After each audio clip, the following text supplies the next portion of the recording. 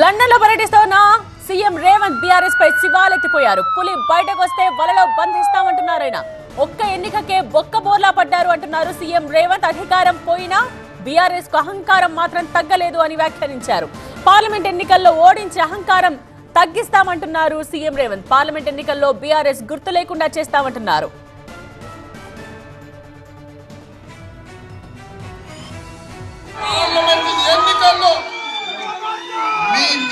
లేకుండా 100 మీటర్ల కోతి తీసి పాతి పెడతా అని చెప్పి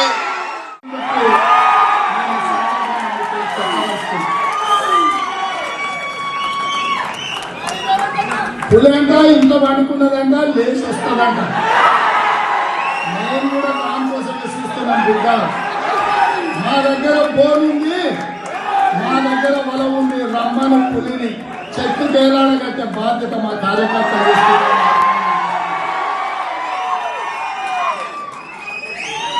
ఒక్క ఏటికే బొక్కబొర్ల వంటలు అందరూ వచ్చి ఇవాళ మన గురించి మాట్లాడుతున్నారు. కార్యకర్తల శక్తి ఇప్పటికైనా మీకు అర్థం కావాలి. ఆ అహంకారం ఏంది, ఆ బలుపేంది, ఆ మాటలేంది ఇంకా కూడా దిగినట్టు లేదు. అధికార అహంకారం నుంచి బలుపు తగ్గినట్టు లేదు. బిడ్డాల పార్లమెంట్ ఎన్నికలలో ఆ బలుపును కూడా దించే పని మా కార్యకర్తలు తీసుకుంటారు.